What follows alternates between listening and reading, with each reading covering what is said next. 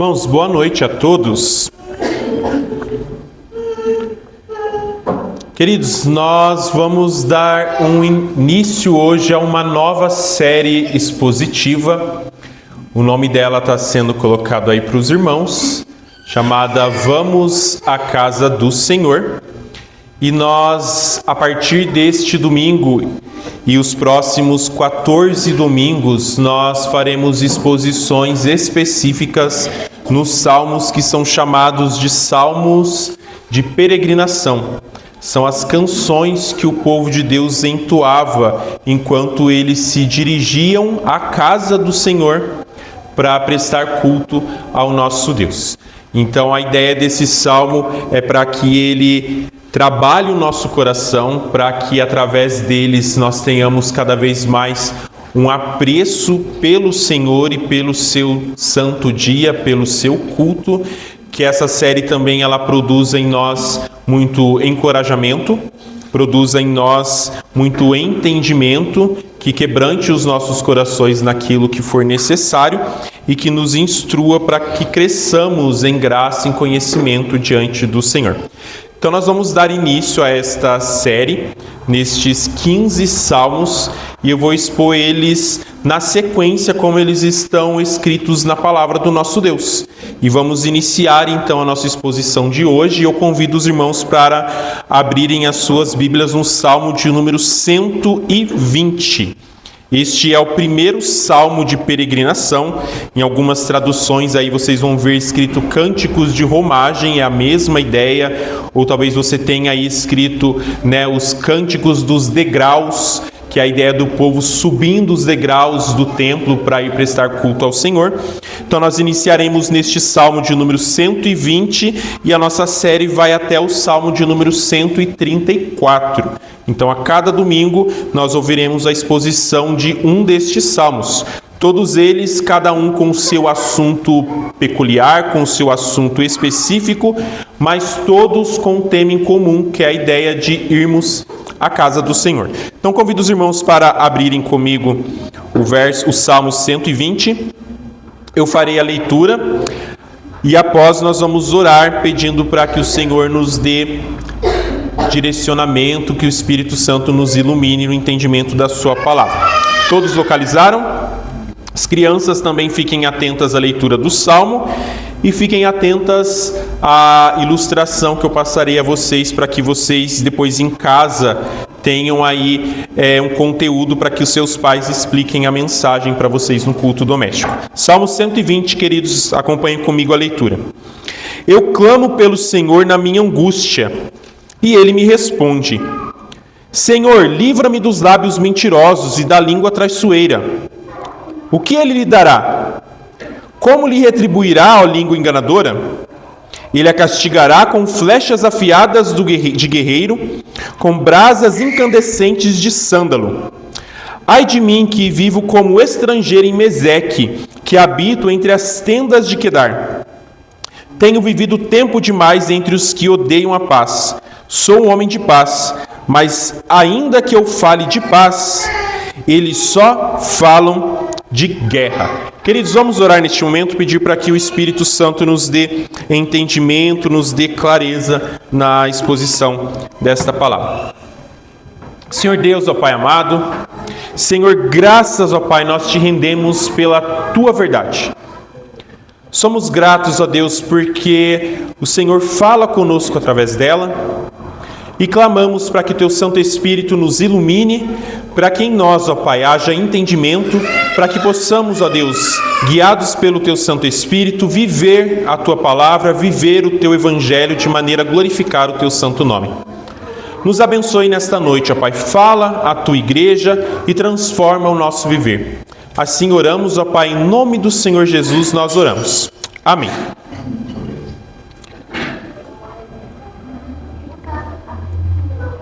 Meus irmãos, vocês conhecem a história de João Calvino? Já tiveram a oportunidade de ler a biografia dele, de se aprofundar a respeito de quem ele foi, do que ele fez? Não sei se vocês conhecem João Calvino, mas João Calvino ele foi um servo do Senhor que ele ajudou a promover a reforma protestante na Suíça, sobretudo ali na cidade de Genebra. E apesar do trabalho dele ter iniciado em outro país, foi ali na Suíça que Deus ele usou a vida dele mais profundamente como um instrumento ali realmente de transformação de toda a sociedade dentro da cidade de Genebra. A história conta que no ano de 1536, o mesmo ano em que João Calvino ele escreveu as Institutas da religião cristã, neste mesmo ano ele foi chamado, foi convidado para pastorear a cidade de Genebra. E ali, meus irmãos, em Genebra, Calvino, ele enfrentou um dos piores momentos da caminhada pastoral dele. O trabalho de Calvino em Genebra, ele foi um trabalho extremamente desvalorizado pelos crentes daquela cidade, porque muitas pessoas não aceitavam que elas tinham que mudar de vida diante da palavra de Deus que estava sendo exposta, que convocava o seu povo a viver segundo a vontade de Deus. E o resultado, então, meus irmãos, de toda essa aversão ao trabalho de João Calvino, o resultado para ele foi uma vida ali em Genebra, recheada de calúnia e de ofensa. Queridos, as pessoas xingavam João Calvino, elas caçoavam dele e elas falavam dele pelas costas. Para os irmãos terem ideia, as pessoas até davam o nome de Calvino para os seus cachorros, para humilhar e para insultar o reformador que eles detestavam. Só que apesar disso, Calvino ele seguiu servindo ao Senhor. 2 anos nessa vida, sendo caluniado, 2 anos sendo insultado, 2 anos tendo que ouvir mentiras a respeito do seu nome. Depois disso, meus irmãos, Calvino ele foi expulso da cidade, que não tolerou ouvir a palavra do nosso Deus. Meus irmãos, um dos maiores desafios na caminhada cristã é ter que lidar com o pecado da língua. Eu não sei se os irmãos perceberam, mas todo o nosso culto nós ouvimos falar a respeito disso. No momento de confissão nós falamos sobre língua mentirosa. Acabamos de ler na confissão falando a respeito do que o 9º mandamento, não dirás falso testemunho contra o teu próximo, o que ele exige de nós. E meus irmãos, lidar com o pecado da língua é um dos maiores desafios. Calvino, ele sofreu por causa desse pecado. Diversos outros servos do nosso Deus, no decorrer da história da redenção, eles sofreram por causa desse pecado. E o Salmo 120, ele vai falar para a gente a respeito desse problema doloroso.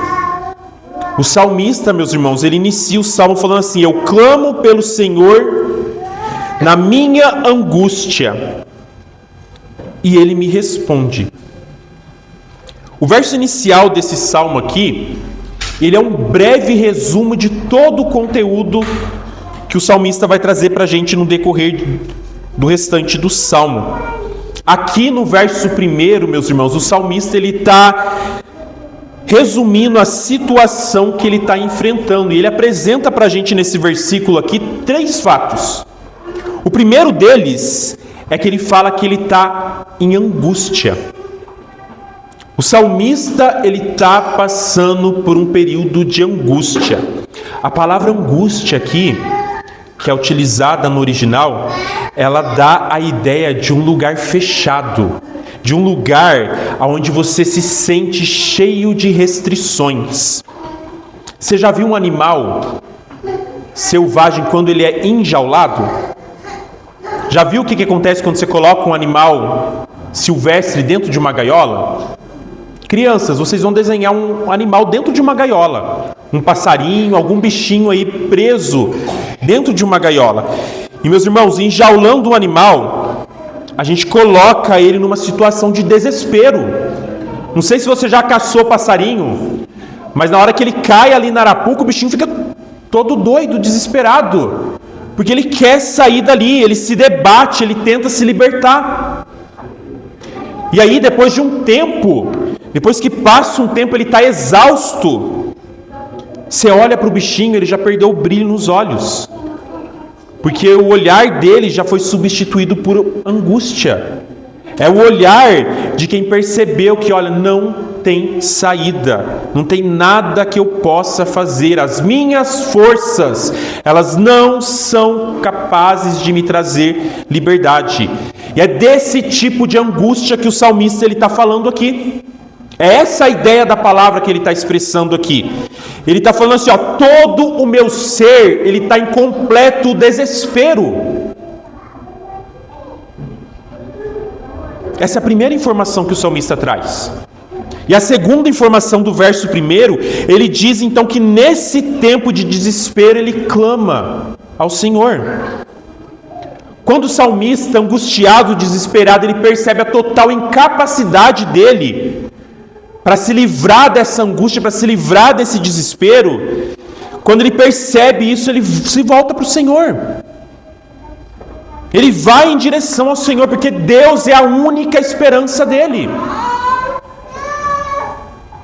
E a terceira coisa que ele fala aqui no verso 1 é que quando então ele está nesse desespero, ele se volta para o Senhor, nosso Deus, que é um Deus gracioso, responde o clamor deste homem.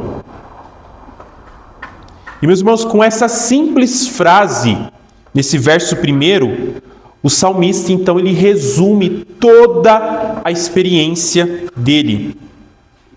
Só que quando a gente lê esse verso 1, eu não sei se passa pela sua cabeça, mas surge para a gente algumas perguntas.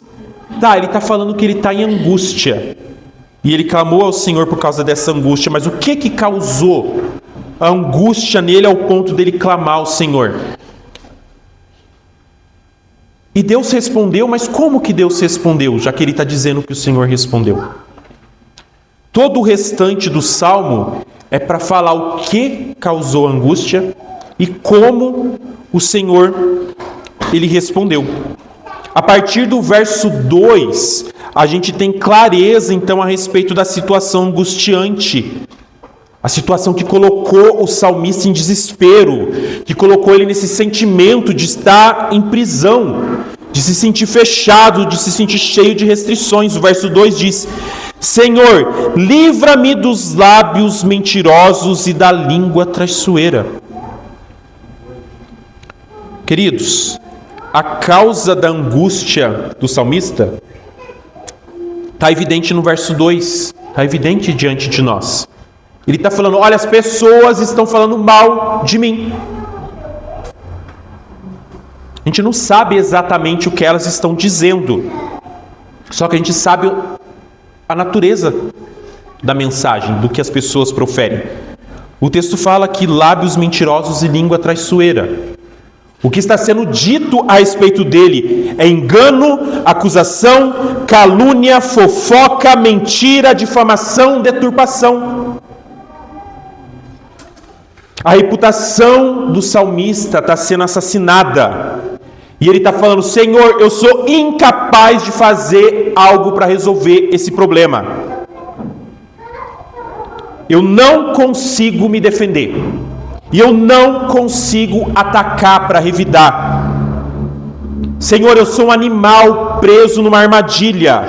Eu não posso voar, eu não posso lutar. As palavras malditas, elas me trancaram numa prisão de angústia. Queridos, isso já aconteceu com você?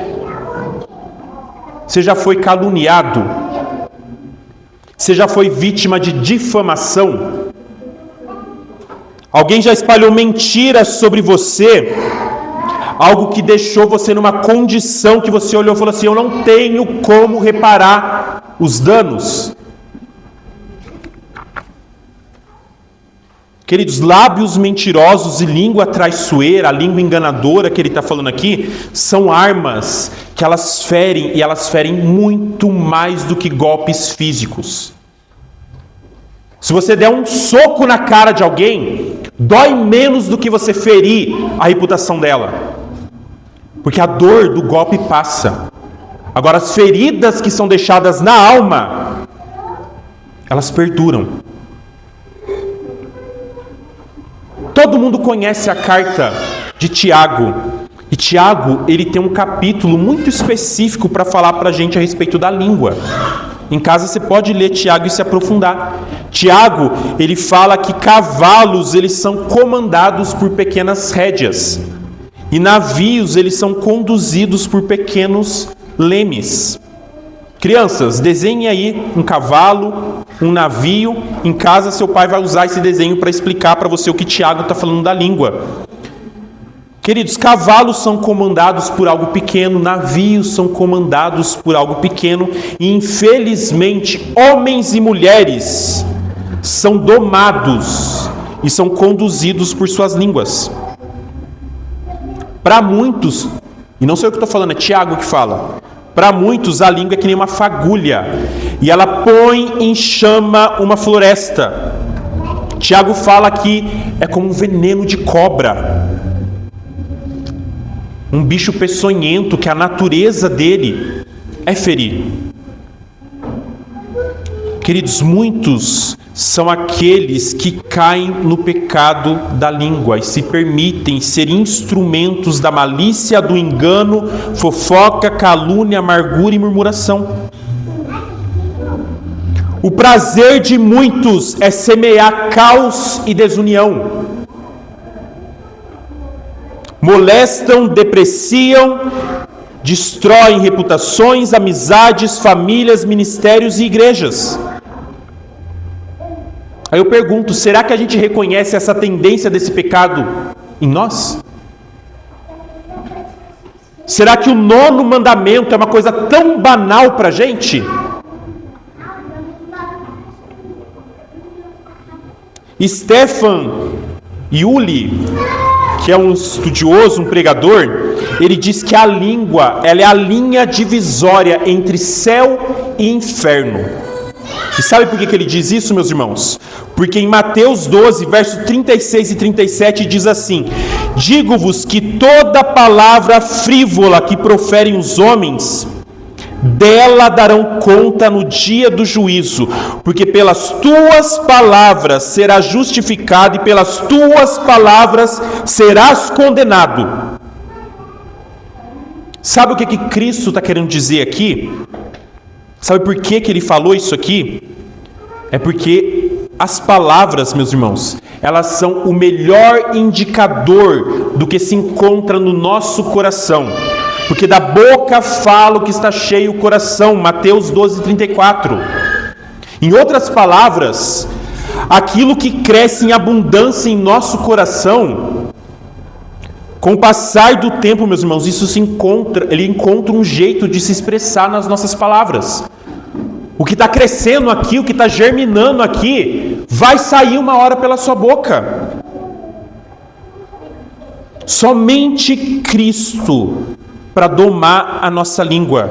Somente o Senhor Jesus, Ele pode mudar as palavras corruptas do nosso coração para que se tornem palavras edificantes, palavras graciosas, palavras que realmente constroem. Sem Cristo, meus irmãos, nós seremos como as pessoas que o salmista fala aqui, que colocaram ele numa prisão de palavras, trazendo para ele desespero, trazendo para ele angústia.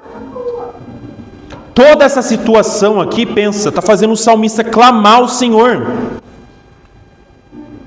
E ele fala então ao Senhor sobre a angústia dele. E quando ele clama ao Senhor, aí o Senhor vem. E o Senhor responde. Deus responde, queridos, ao clamor do salmista. Só que a resposta não é aquilo que ele esperava. Porque a resposta, ela não muda a circunstância. Porém, meus irmãos, a resposta, ela muda o salmista. E ela muda a perspectiva dele com relação a todas as coisas.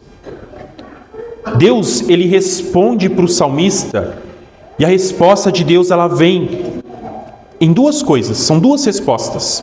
A primeira delas está no verso 3 e no verso de número 4. E aqui, meus irmãos, Deus, ele muda a perspectiva do salmista, porque ele faz o salmista, ele ensina o salmista a esperar na justiça divina. Verso 3 e verso 4, ele fala assim: o que ele lhe dará? Como lhe retribuirá, ó língua enganadora? Ele a castigará com flechas afiadas de guerreiro, com brasas incandescentes de sândalo. O salmista, ele descansa no fato de que, com o passar do tempo, Deus é quem vai responder e é Deus que vai consertar tudo o que está errado. O salmista entende que eu não preciso agir, eu não preciso me vingar, eu não preciso tentar fazer as coisas através do meu braço. O salmista, ele consegue antever a justiça divina. Ele entende, é Deus que vai retribuir a língua enganadora. É Ele que vai castigar a língua enganadora. Ele está falando, é Deus que guerreia pelo seu povo. E é Ele que vai lançar sobre os caluniadores as suas flechas afiadas. Ele fala aqui no versículo 4 a respeito do sândalo. Algumas traduções vai estar zimbro. E o sândalo, o zimbro, ele é uma planta que nos tempos antigos era muito usada como lenha. Sabe por quê? Porque diferente das outras madeiras, a brasa do sândalo, ela fica acesa por muito mais tempo. É uma referência a um castigo que Deus vai trazer sobre os caluniadores, um castigo que vai ser doído e que vai ser duradouro. Crianças, vocês vão desenhar aí uma flecha e uma brasa. Uma flecha e uma brasa. E meus irmãos, o verso 3 e o verso 4, em resumo, está dizendo que Deus, ele vai agir com justiça e ele vai castigar a língua mentirosa, a língua enganadora. Queridos, nós carecemos muito da ação de Deus sobre nós, porque somente o nosso Deus, ele pode mudar a nossa perspectiva e fazer a gente esperar na justiça dele. Porque quando a gente se sente angustiado e desesperado, é difícil a gente esperar. É difícil a gente confiar que o Senhor pode fazer algo. A gente se desespera e a gente quer fazer algo com nossas próprias mãos. A gente quer tentar resolver as coisas na força do nosso braço. Só que o salmista, ele entendeu que não. Deus trabalhou a vida dele para ele entender que, espera, é Deus quem resolve tudo isso. E essa é a resposta do Senhor. Talvez não a resposta que ele esperasse, mas a resposta que ele precisava. O caminho que Deus queria que ele percorresse, de entendimento, de alguém que confia e espera na justiça divina. Depois de trazer essa primeira resposta, o verso 5 até o verso 7, Deus traz uma segunda coisa para ensinar para o salmista. E a segunda coisa que o Senhor ensina a ele é a desejar a paz. Deus falou para ele, espere na minha justiça e agora deseja a paz. Verso 5 fala, ai de mim que vivo como estrangeiro em Meseque, que habito entre as tendas de Quedar. Tenho vivido tempo demais entre os que odeiam a paz. Sou um homem de paz, mas ainda que eu fale de paz, eles só falam de guerra. O verso 5, o salmista, ele lamenta. Ele fala, o ai de mim é um lamento. E ele fala que ele lamenta porque ele mora em Meseque e em Quedar. Meseque, meus irmãos, é uma região que ela fica na Ásia Menor, bem para o norte de Israel. Se você for lá para Gênesis 10, você vai ver os descendentes de Noé, e você vai ver os 3 filhos de Noé, Sem, Cã e Jafé. Meseque é um dos descendentes de Jafé. É o povo que foi para a região da Ásia Menor viver. Povo extremamente ímpio. E o salmista está falando, olha, eu moro no meio de Meseque. Lá no norte de Israel tem esse povo. E ele fala também que mora em meio a Quedar. Quedar, meus irmãos, é para o sul. É no deserto da Arábia. Sabe que povos que vivem neste lugar são os descendentes de Ismael. Uma curiosidade, especificamente de Quedar, é da onde vem o profeta Maomé.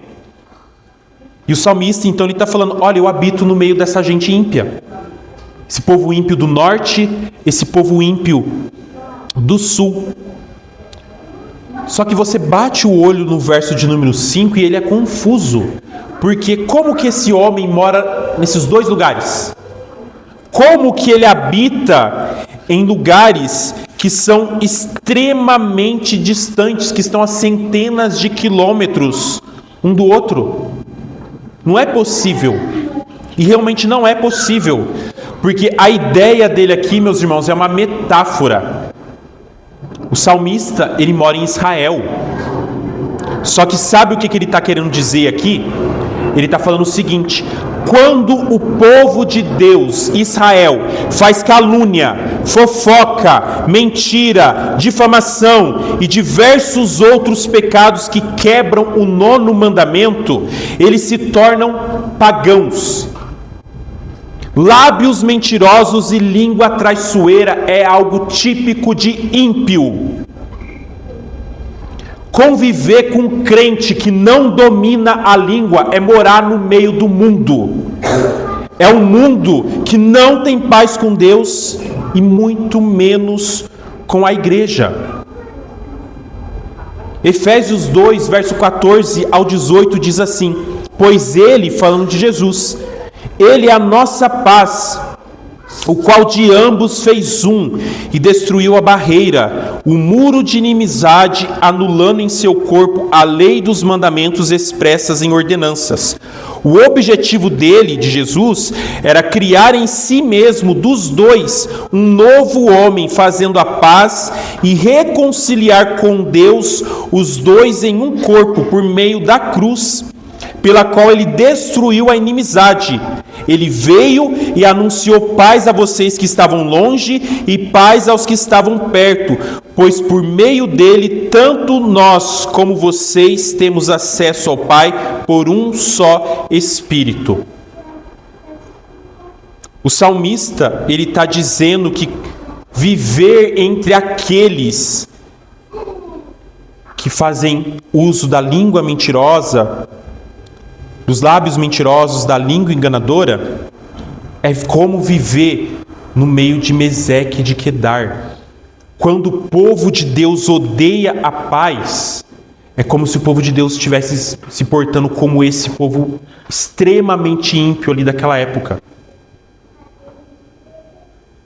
O povo de Deus, quando faz calúnia, quando faz todas essas coisas relacionadas com a quebra do 9º mandamento, quando eles fazem isso, eles estão em guerra. Guerra contra o Senhor e guerra contra uns aos outros. Eles anulam a paz que Cristo veio trazer para nos unir a Deus e unir uns aos outros. Crianças, vocês vão desenhar pessoas malvadas, falando mal umas das outras. E queridos, é horrível quando o crente, ele deixa de brilhar a luz de Cristo por causa da língua. Dos nossos lábios tinha que estar jorrando o bom perfume de Cristo. Não era para ter cheiro podre de mundanismo saindo da nossa boca. Só que Deus, ele é tão gracioso que ele molda a vida do salmista para ele ver as coisas por outra perspectiva. porque ele diz ali que no finalzinho do verso de número 7, ele fala: ainda que eu fale de paz, eles só falam de guerra. A expressão que ele usa aqui quando ele fala ainda que eu fale, o falar aqui é a ideia de buscar reconciliação, buscar por conserto. Pensa, olha, com todas as calúnias feitas pelas línguas mentirosas e traiçoeiras, o salmista está falando assim: olha, o meu desejo podia ser por guerra. Eu podia querer brigar. Eu podia querer, vou tirar a satisfação. Só que apesar disso, ele fala: não vou pagar calúnia com calúnia. Não vou pagar malícia com malícia. Engano com engano. Boato com boato. Mentira com mentira. Em vez disso, eu estou comprometido em buscar a paz, em buscar a reconciliação. Queridos, é só Cristo que muda a forma da gente encarar as coisas para a gente desejar paz. Porque a gente sabe qual que é o desejo nosso. Não é de paz. Só que é Cristo que trabalha o nosso coração ferido por toda a guerra gerada pelos outros, para que a gente deseje paz.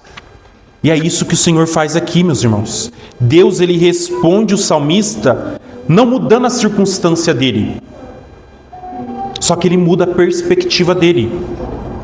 Deus fala para ele: olha, você precisa esperar na minha justiça e você precisa desejar a paz. E o salmo conclui então desta forma. E este salmo então, meus irmãos, Salmo 120, a gente está vendo alguém que está profundamente angustiado por causa das feridas causadas por lábios mentirosos e língua traiçoeira. Esse homem está preso num aperto e ele não pode desfazer. Só que isso conduz esse homem a um clamor sincero ao Senhor. E ele expõe para o Senhor a dor dele, a dor da calúnia, a sensação de viver como estrangeiro no meio de um povo que odeia a paz. Um povo que ele olha e fala: como que é possível que a família da fé me faça isso? Só que o Senhor vem e responde ao clamor dele. E Deus transforma, não a circunstância, mas transforma ele, a visão dele. E eu quero fazer a seguinte pergunta para você.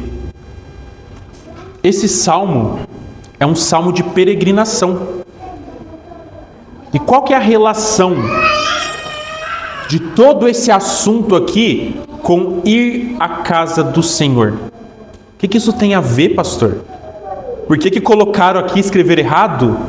Tem nada a ver com o contexto do salmo falar de ir à casa do Senhor. Só que eu quero que você volte os seus olhos novamente para o verso 1. O verso 1, o salmista, ele diz assim: eu clamo. A palavra clamar, queridos, para nós é orar. É a gente falar com o nosso Deus e implorar algo para o nosso Deus. Só que no original não é clamar. No original, queridos, é movimentar-se para cima, é subir os degraus. Em outras palavras, o salmista não está simplesmente orando. Esse irmão, queridos, ele passou pela calúnia da própria igreja, dos próprios irmãos de fé que feriram o coração dele. Isso fez ele entrar em ponto de desespero. Nesse momento, sabe o que ele faz? Ele vai para o culto. Ele sobe os degraus da igreja. Ele vai buscar o Senhor. Sabe por quê? Porque enquanto nós cultuamos, Deus, ele trata as nossas feridas. Deus, ele muda a forma da gente ver as coisas e ele renova a nossa fé no cuidado dele. É disso que o Salmo está falando. De gente que está angustiada, mas que corre para a casa do Senhor. Porque no Senhor ele encontra direção. No Senhor ele encontra abrigo. No Senhor ele encontra tratamento. Queridos, nós nos reunimos aqui para adorar. mas nós também nos reunimos, porque enquanto estamos reunidos em Cristo, nós somos libertos das armadilhas que o mundo mau, incluindo os crentes ou descrentes, lançam sobre nós. Então, se tem uma angústia no seu coração, seja ela fruto de calúnia ou de qualquer outra situação que coloca você em desespero, o Salmo está falando: vem para o culto. Aqui Deus vai renovar o nosso viver para a glória do nome dEle. Então, não recuse, queridos, esse convite quando a palavra fala para você: vamos à casa do Senhor. Eu quero colocar aqui então algumas lições, algumas coisas para nós refletirmos sobre a nossa vida. E a primeira delas, vou colocar 5 lições, queridos. A primeira delas: submeta a sua dor a Cristo, em vez de você deixar a sua dor moldar o seu coração. Então, submeta a sua dor a Cristo, em vez de deixá-la moldar o seu coração. Queridos, o salmista ele vai para o culto, porque ele entende que, olha, é só Deus que pode transformar a minha situação, é só Deus que pode transformar a minha visão. Não é o tempo, não é a razão humana, não é a distância emocional que cura a ferida provocada pela língua. Queridos, é Cristo, Cristo presente no meio do seu povo. É Ele que cura. Então eu pergunto para você: o que tem moldado a sua reação? As suas feridas ou Cristo que cura? Muitos crentes deixam que a mágoa se torne a sua identidade. Só que o Evangelho está falando: olha, a sua dor não tem a última palavra. É Cristo que tem. Então não carrega sozinho aquilo que Cristo pode tratar. Ele trata, inclusive, quando você sobe à casa do Senhor para prestar culto a Ele. Então submeta a sua dor a Cristo, em vez de você deixar ela moldar o seu coração. Segunda lição: arrependa-se do pecado da língua antes que ele o torne semelhante àqueles que ferem. O salmista está denunciando a língua mentirosa. Ele está mostrando que quando o povo de Deus faz uso disso, ele é como Meseque, ele é como Quedar, é como ímpio. O texto que a gente leu de Provérbios fala que Deus odeia a língua mentirosa. Queridos, Cristo, Ele é a palavra perfeita. E Ele não pode ser honrado numa comunidade que destrói uns aos outros pelas palavras. Então, antes de você apontar o dedo para quem te feriu, se examine. Pensa: será que as minhas palavras elas revelam Cristo? Ou será que elas revelam o velho homem? Queridos, uma igreja que sobe para cultuar, mas depois ela desce para ferir, ela não entendeu o Evangelho. Louvado seja Deus, porque o culto ele não esconde os nossos pecados da língua, mas ele expõe eles para que Cristo trabalhe.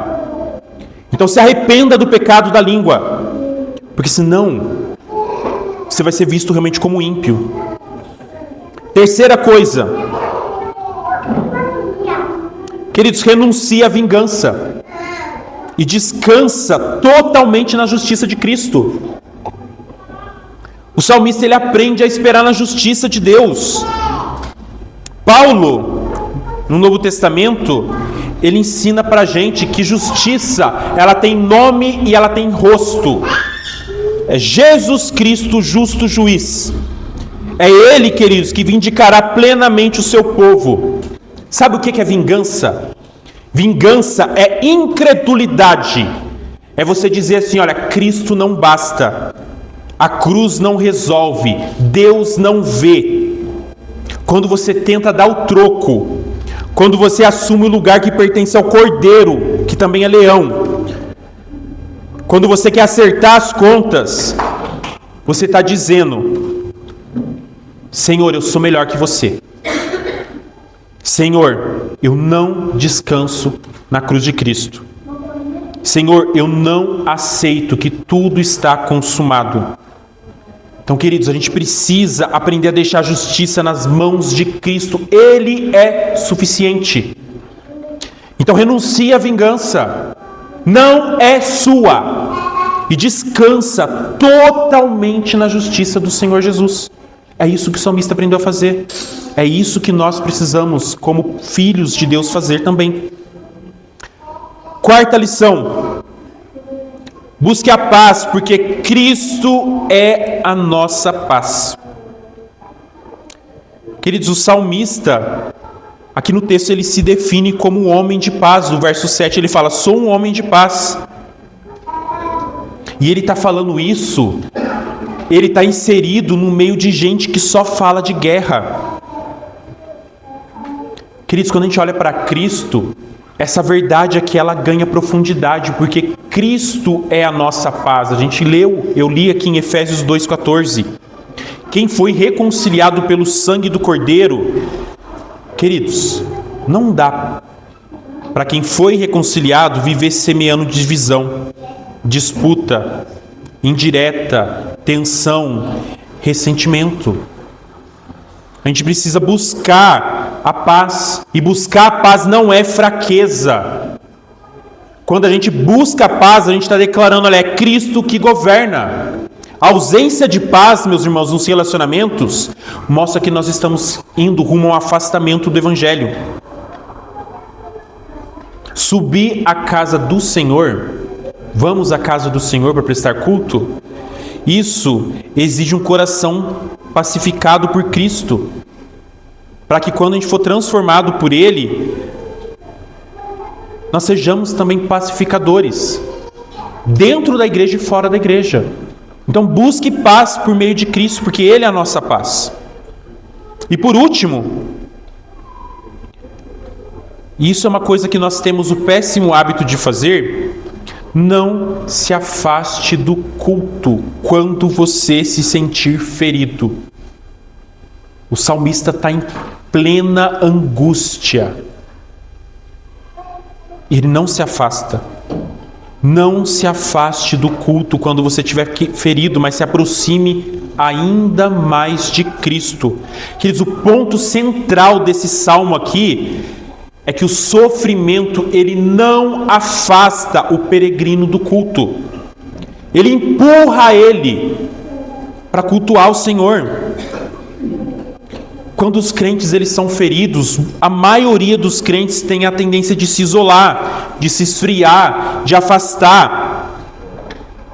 Quando você faz isso, você está dizendo que a sua dor, ela tem autoridade para decidir aonde você deveria estar.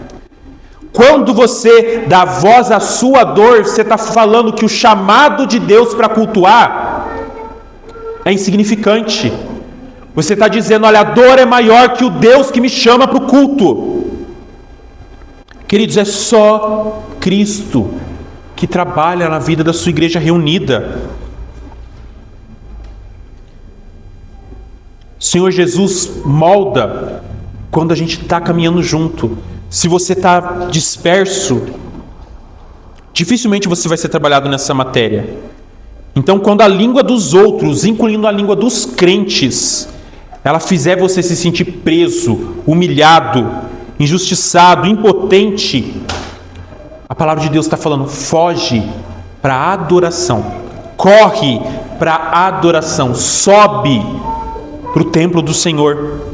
É aqui que Cristo ele renova a nossa visão, ele reorienta o nosso coração, ele restaura a nossa esperança.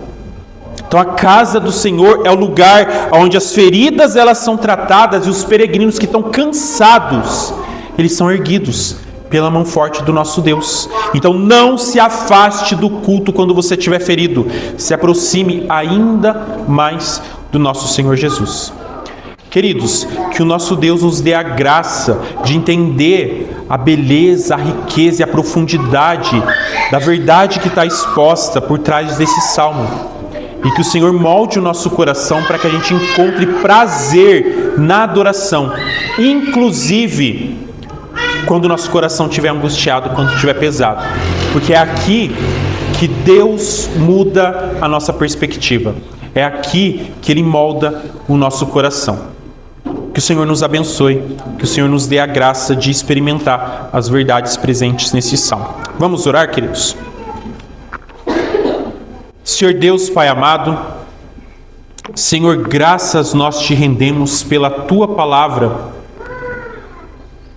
Tua palavra que é viva, ó Pai, poderosa, e que sempre, ó Pai, traz direção para nós em tantos e tantos aspectos da nossa vida. O Senhor bem sabe, ó Pai, o quanto nós somos sujeitos, ó Pai, ao pecado da língua. E o Senhor bem sabe, ó Pai, o quanto nós estamos sujeitos a ferir uns aos outros, por cedermos, ó Deus, à tentação e a esse pecado, ó Deus, que tanto destrói. E nós clamamos, ó Pai, para que como povo do Senhor, que sejamos, Senhor, instrumentos de edificação no meio do Teu povo. Ó Pai, nos livra de viver como ímpios, como pessoas que não conhecem a Tua palavra, como pessoas que não foram alcançadas pela Tua palavra, como pessoas que realmente não vivem a verdade do Teu Evangelho. Ó Pai, livra-nos disso. Livra-nos, ó Pai, de dar um testemunho que vai contra a Tua verdade. Livra-nos, ó Pai, de usar os nossos lábios, não para engrandecer o Teu santo nome, ó Deus, mas para jorrar podridão. Livra-nos disso, ó Pai. E nos ajuda, Senhor, para que em nossos lábios haja palavras de edificação. Palavras, ó Pai, que aproximem as pessoas de Cristo. Palavras, ó Pai, que realmente transformem as vidas.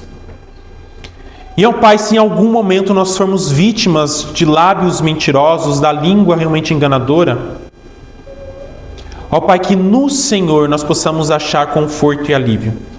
Que nós possamos lembrar, ó Deus, que a nossa esperança não está nos homens, nas pessoas falhas, mas está naquele que é perfeito e que é justo. Naquele, ó Deus, que nos ampara, naquele, ó Deus, que julga a nossa causa. Ó Pai, nos ensina a esperar na justiça de Cristo. E nos ensine, Deus, a viver de modo pacífico, amando, Senhor, a paz. Buscando, ó Deus, realmente preservar o vínculo da paz entre os nossos irmãos. Cuida de nós, Senhor, e trata o nosso viver.